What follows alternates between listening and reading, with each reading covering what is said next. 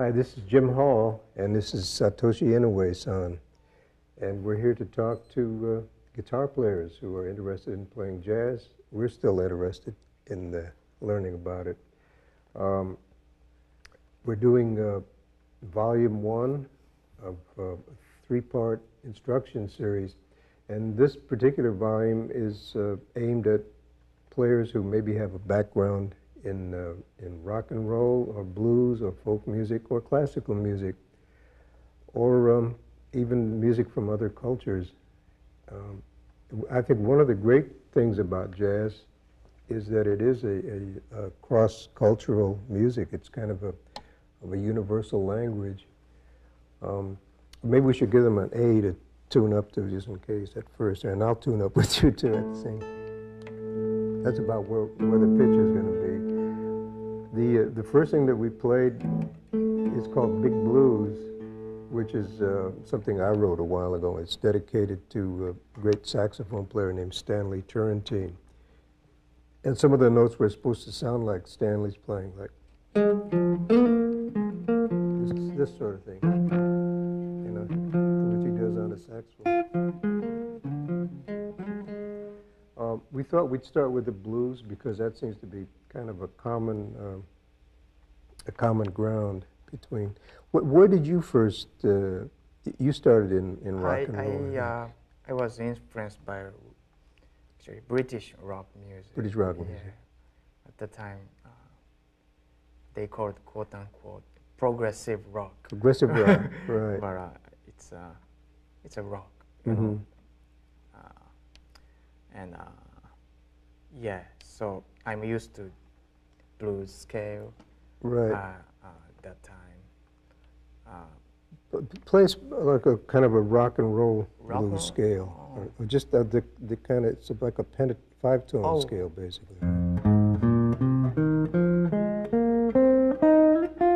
Yeah, that's sort of.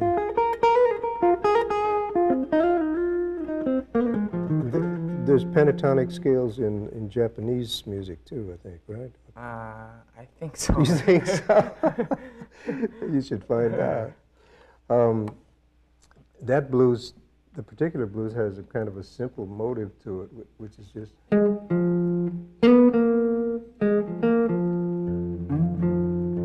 then it's the same idea up.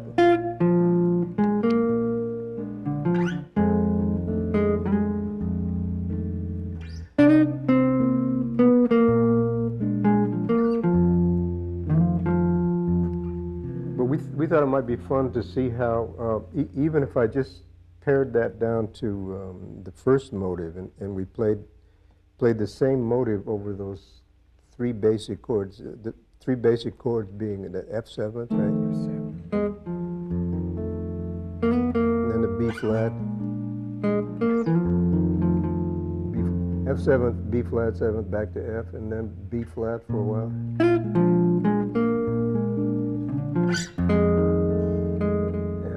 He's playing a major 3. He's playing, Satoshi's playing an A natural, and I'm playing that, it's called a blues note there.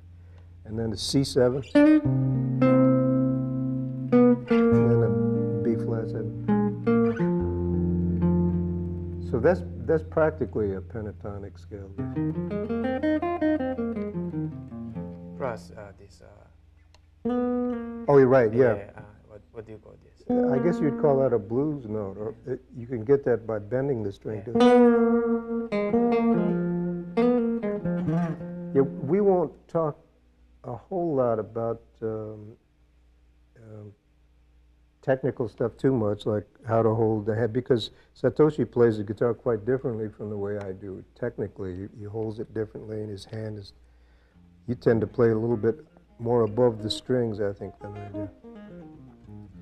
My hand tends to get down in this position a bit. George Benson plays that way. Yeah. I think I pull down on the strings a little more than you do, maybe. Anyway, let's try that same progression, and instead of me, what I did with the motive was I did this thing, then I just opened it up, and then as an answer, because I feel that the blues is really a kind of a story with two questions and an answer. Then the answer, that sort of thing. So let's just do it with the first part of that part, and I'll play the same motive, and you'll see how it sounds different over those three chords. 2, 1, 2, 3, 4. Keep it the same.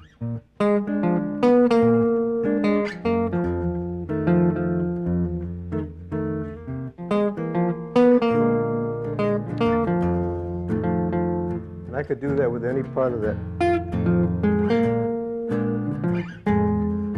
That's the second phrase I'm playing now.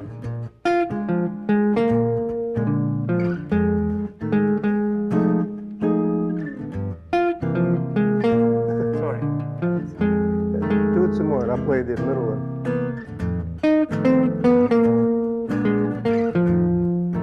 That's the middle motive.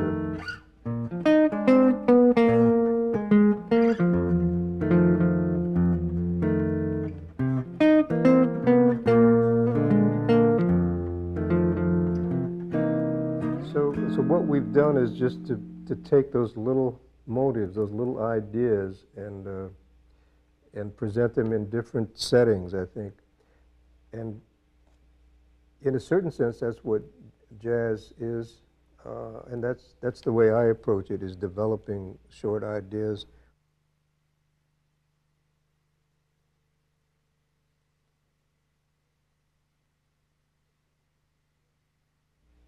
What was the first jazz music that you heard?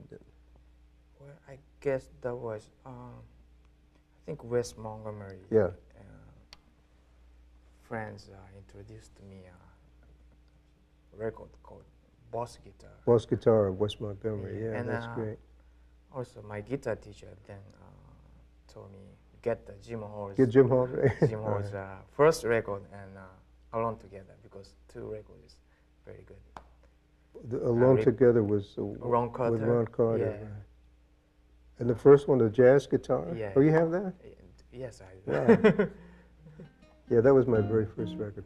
The first album I did is called Jim Hall Jazz Guitar, with Red Mitchell on bass and Carl Perkins on piano. That's nice. The first jazz guitar that I heard was Charlie Christian on a record with Benny Goodman. It was a Benny Goodman sextet, and it was Charlie Christian. And I never got to see him play. He died really young, but that was a big influence on my life. So it seems that, first of all, for me, learning about jazz is a lifetime process. I mean, I'm sure you do the same thing. I still work on it every day. I listen to music all the time. I listen to all kinds of music. But I think that the process, in order to learn it, like if I were to learn Japanese, which would be incredibly difficult for me, I would probably have to live in Japan for a while and really practice and hear it all the time. And that's what it was like for me learning jazz. Even though I lived in America, I had to listen a lot, and I'm sure you have too. So. Yes, being in New York gives me It's a help. lots of a chance to listen to great players. Yeah. Jazz dialect, which you call. Right, the jazz. Yeah. Jazz language of jazz. Yeah. Yeah, it does take a lot. And also, if I were to learn rock and roll, I guess I would have to Yeah, right. change my hair and listen to a lot of rock and roll for a while. So for me, as I said a little earlier, this has been a kind of a lifelong process, and I still work at it every day, and it's great for me in so many ways because I travel a lot, and I find people all over the world, in Japan, in Europe, in South America, who play jazz music, and and I can play music with people that I can't even talk speaker, to. Yeah, language. right, so the language isn't any problem. Also, it keeps changing. Your playing keeps changing with you. Don't you find that? I think so. Yeah. Is it?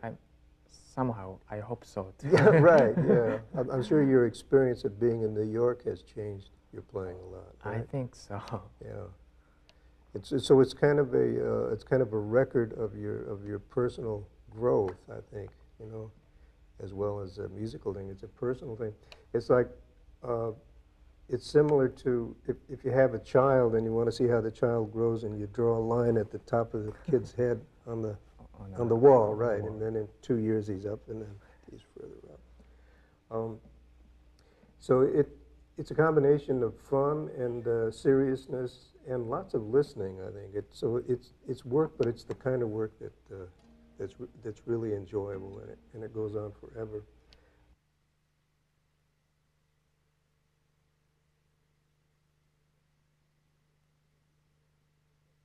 Let's talk about the sounds of the guitar a little bit. I know you have 2 pickups on your guitar. I never really noticed that before. Well, mainly I use this front pickup. You have no choice. Right, I have no choice. I just have this one. Yeah, so I kind of go for basically a mellow sound, I think. But that back pickup. Yeah, some. Oh right. Oh, I see. You know.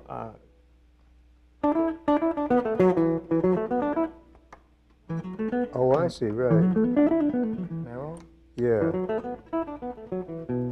And then what about, depending on where you play the guitar with your right hand, the picking, I mean. Oh, picking? Show how that changes the sound, too. Oh. Depending on how close to the bridge you play. Oh, I see.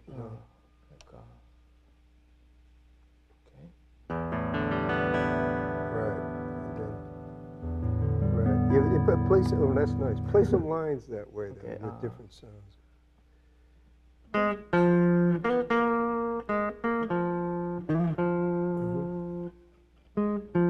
Right, yeah. Right. And then also, depending on what string you play something on, right, it sounds quite different. You're very brave to try that. That's all right. Right. Oh, yeah. Maybe. That's good with the open,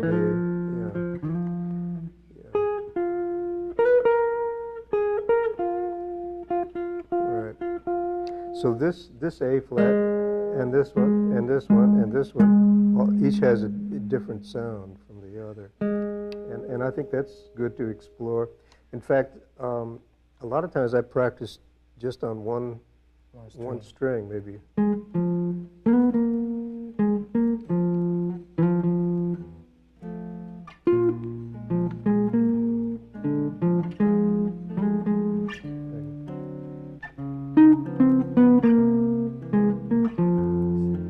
Maybe 2 strings.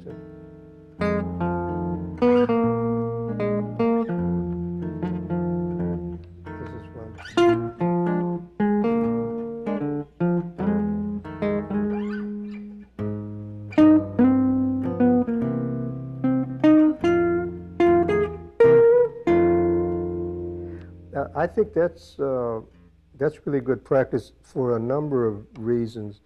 One is that what we talked about earlier, that each one of those has a different sound. Each string has a different sound, and depending on what feeling or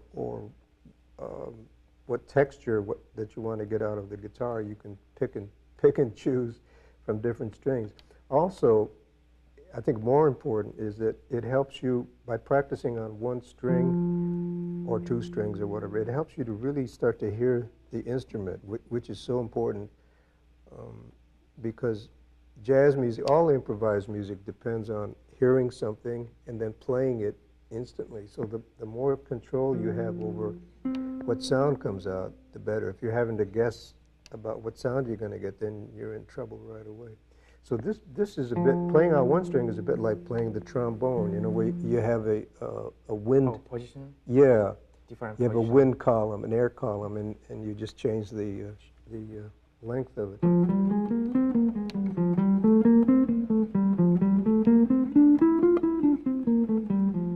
two strings. And an interesting thing happens if you play on just on one string for a while, you feel limited. But then if you just add one more string, it's like freedom. You're really Lots of freedom. You're right. You have a lot of freedom to go.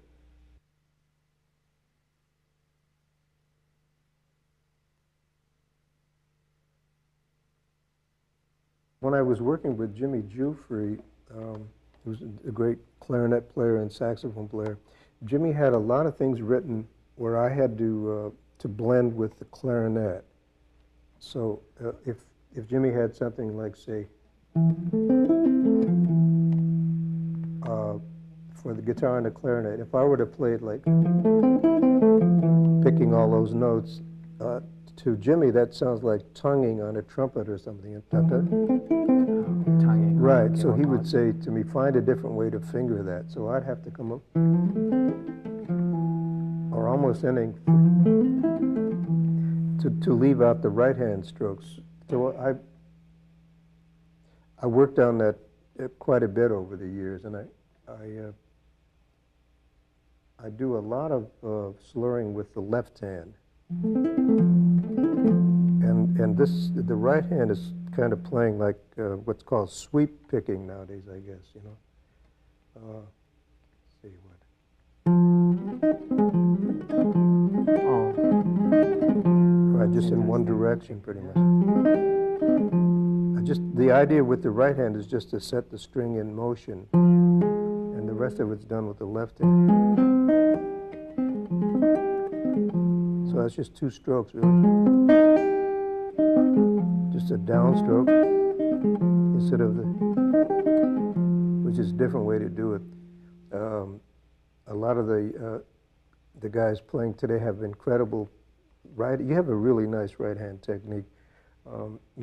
Most of my technique is in the left hand, I think.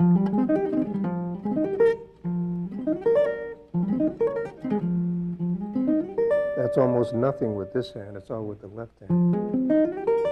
That's all. That was all just one stroke. I just let the hand fall. Pat Metheny and or John Scofield, they use that kind of technique. Yeah, they both use that. They both have very good right hand technique too. Pat Metheny has a fantastic technique. And one thing I love about John Scofield's playing is the variety he gets in his sound. But I think sometimes he pinches the strings, and sometimes he plays down here, and sometimes up here. Oh, variety in the sound. Variety of sound, right. But a lot of what I do is based on left-hand technique.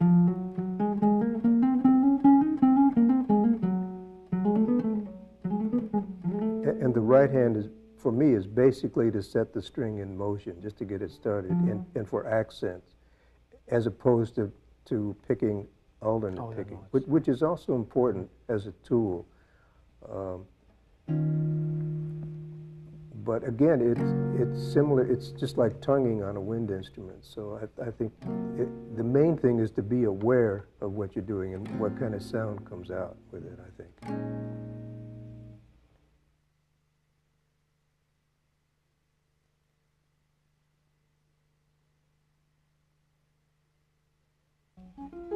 I think dynamics. Dynamics. You're talking about loud and soft and thick and thin and all those things. Yeah.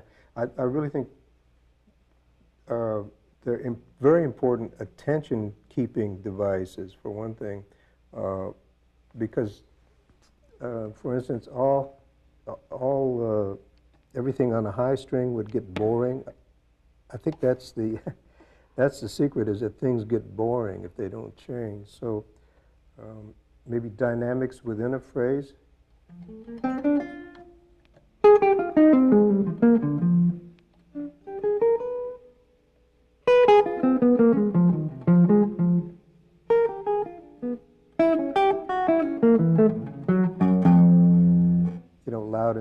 soft, and also different dynamics in terms of thick and thin. Like this I would consider thin, and this a little thicker. So I work with all those elements, again, the same way that a painter might, with different colors, different shades. And occasionally, if I'm playing a tune that has a middle part, like a bridge, like on Body and Soul of one of the other standards, I might play the middle part of it different from the way I played the other, just for contrast. For the bridge. Yeah, maybe I'll play the bridge with chords and play the beginning with single line, or vice versa. So I consider those elements to be dynamics in a different sense, besides loud and soft. And I think it's the same with all music of all cultures, really. It's contrast, I guess, to keep the attention. They're all attention-keeping devices, getting and keeping somebody's attention. The same as it's when I'm talking or when you're talking.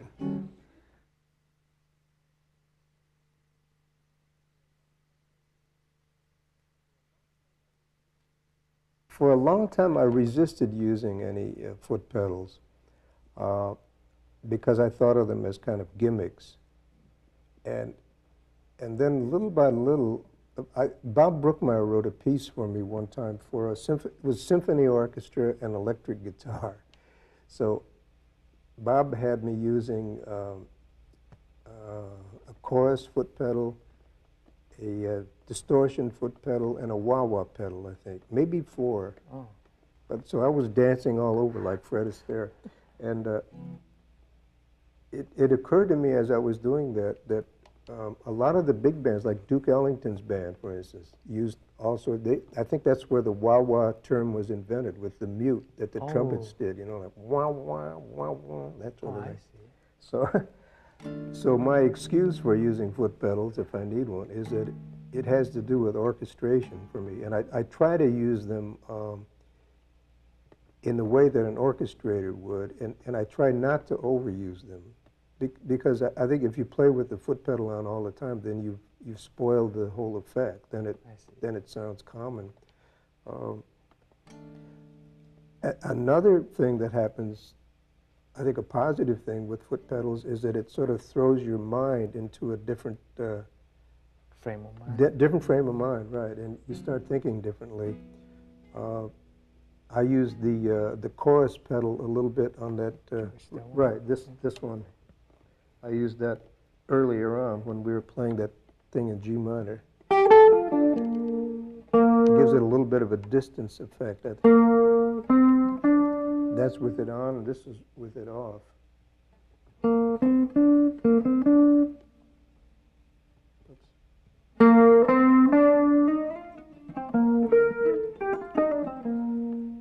So that presents a slightly different color there, same as in a painting. But if I left it on for the whole evening, then you wouldn't even notice it. And then when I did the Miro piece, I used this other foot pedal, which is set for thirds, the whammy foot pedal.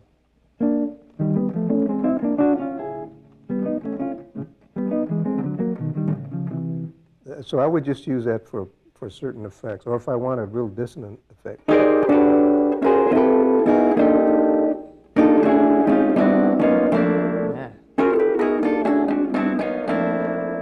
For quite a while, I was trying to do things like Don Pullen does on the piano, where he plays that way on the piano.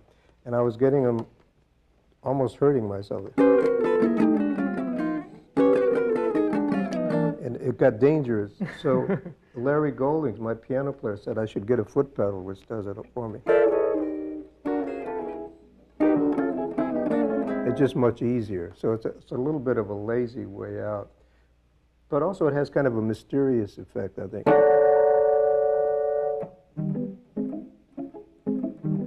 And I could never play thirds that fast without it.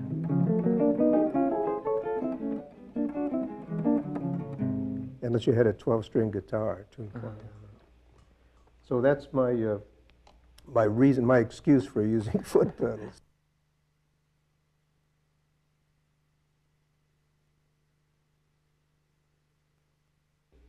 The other thing that I really work on in my own playing is taking a little motive, like 3 or 4 notes, and developing it.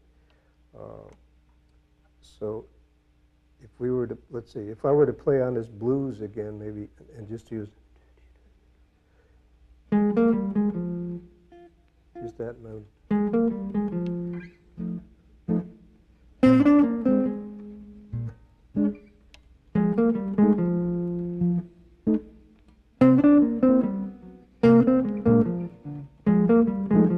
changed it a bit.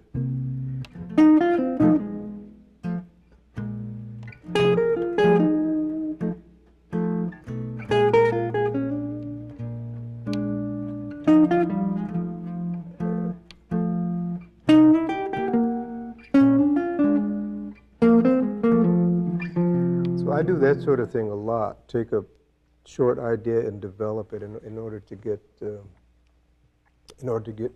more control over the. Which makes your solo memorable. I think, to yeah, the audience. yeah, and by working on with material that you've invented yourself like that on a spur of the moment, it makes each solo a little different and, as you said, memorable. And if I were to play, say, a standard ballad, like that thing that we talked about earlier, which is it's similar to the chords to I Should Care. Maybe in E flat, we could play a ballad that way. I would play that quite differently, but I'll do the same thing with developing the motive if I can. About 1, 2, 3, 4.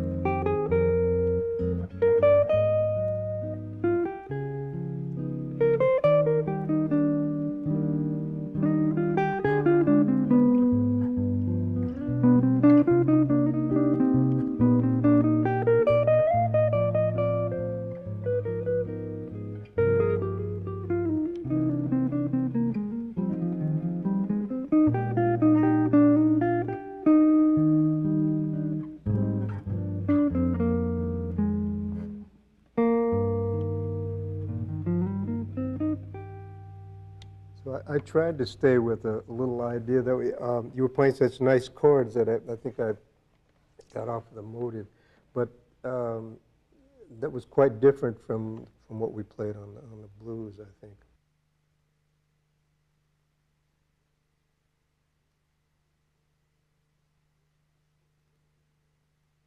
I think one of the really important things in jazz music, any music, and probably in all of life, really is to have some direction, some kind of rhythm and arrival points. And I think that's what chord progressions are all about, like 2, 2, 5, 1 has a direction, and right, like an upbeat and a downbeat. Same as the pulse in the body has it. Yeah, right. Like an in and out and up and down. I think that's all related, and the same that applies to playing a line in music.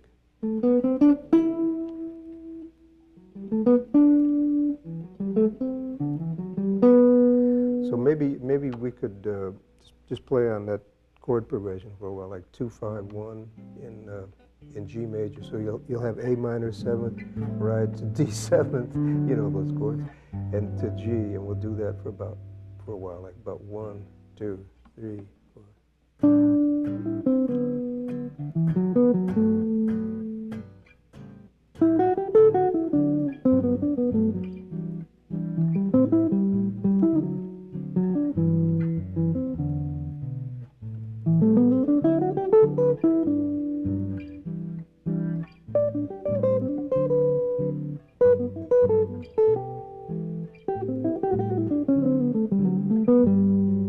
Some direction in.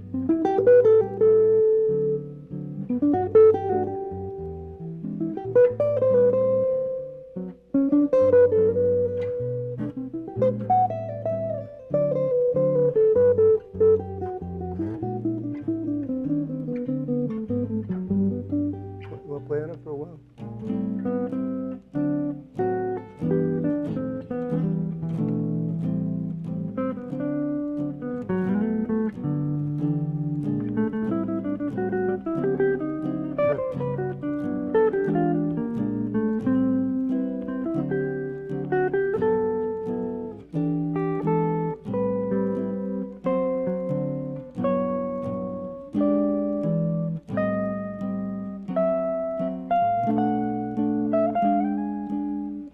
Take it out.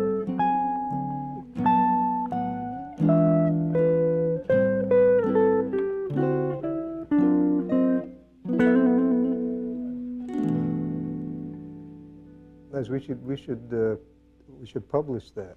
That was beautiful.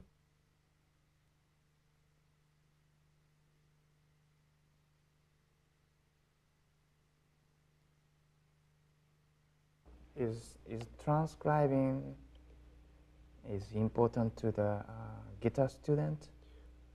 I guess because jazz is a language or a dialect of a musical language, that you probably have to do everything possible to learn it. And I learned maybe just 1 or 2 solos when I was a kid. I learned one of Charlie Christian's that I liked a lot, which was on a blues.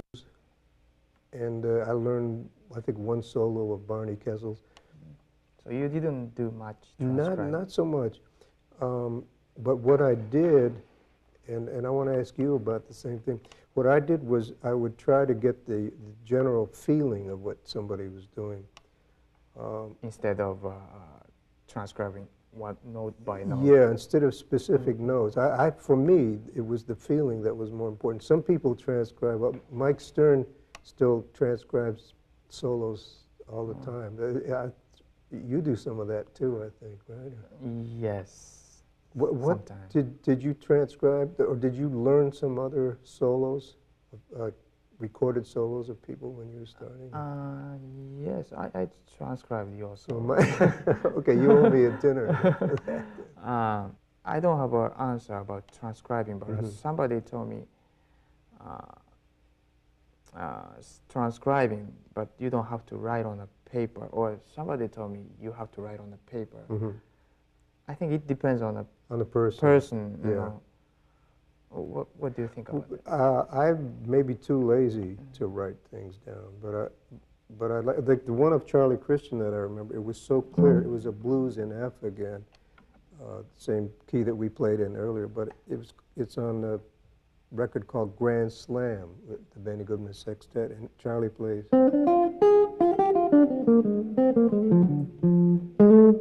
And that was such a great first phrase for me. That really got my attention. It's still, when I hear that record today, I still wonder what he's going to play next. So the first phrase is, see. And then the second one.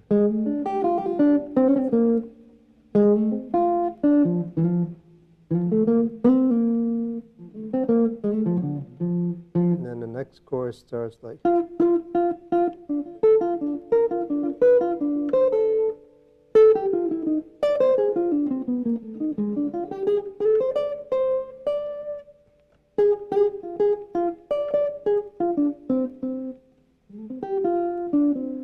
And that was, for me, that was such a marvelous solo, partly because of its clarity. That first phrase.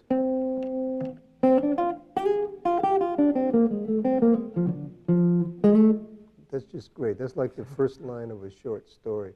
And I imagine that it sounds like he played with all downstrokes.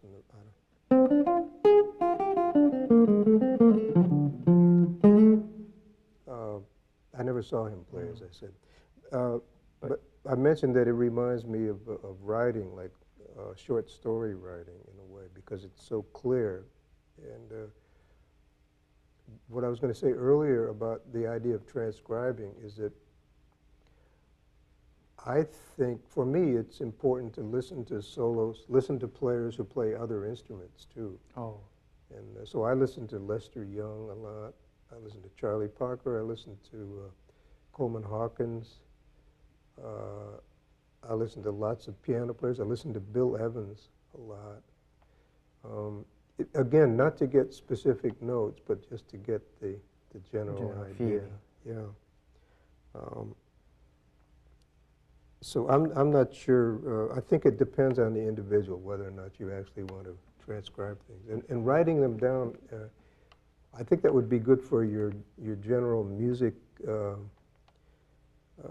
To gain your sight readings. Right, sight reading and notation is really important. The more tools you have, the better, I think. Sometimes, once you write it down on a paper, sometimes you forget. You forget it anyway. Yeah, that's right.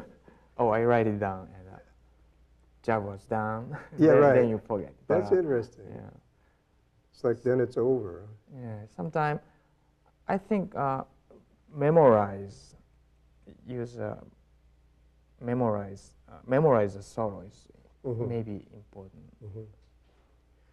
I find that for me that would be more important than writing it down, except as a record of it, a recording of it. Another thing that I'm interested in, and I use a lot, is I like to get the idea of what the song is about that I'm improvising on. And if it's a ballad, I like to know what. If I don't know the exact words, I like to know what the words are about anyway. I think Lester Young was very interested in words, and so is Sonny Rollins. When I worked with Sonny, he would hear something maybe that Frank Sinatra had sung. He'd hear it on the radio, and so that we'd start playing that tune, but with that version of it in mind, with Sinatra's version. So I find that that's really important. So maybe we can sum this thing up a bit and then end with. How about the? You think listening to only the guitarist would not be appropriate for those who the guitarist who wants to have own style. Oh, their own, yeah, right. Well, own again, voice. right.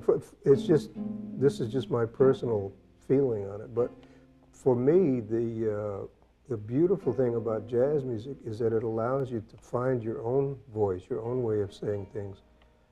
Classical music, I imagine, is more limited in that the notes are pretty much set, although the ways of interpreting them vary a lot. But the great thing about jazz for me is that it can really be yours. It can be Satoshi Inoue, and doesn't have to be me or Charlie Christian.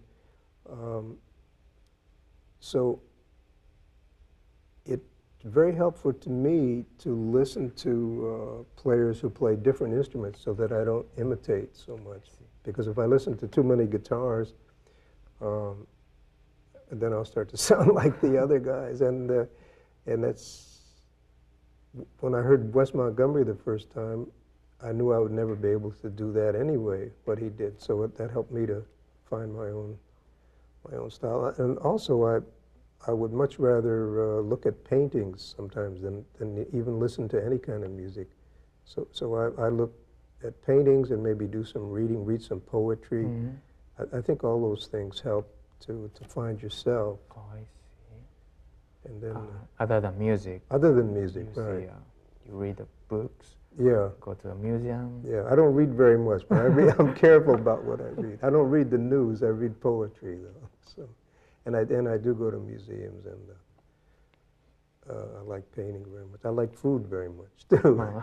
So, I guess the main point is that I draw inspiration from all different kinds of things, besides music, poetry and painting and food.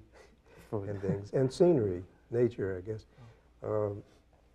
in order to express those things on the guitar.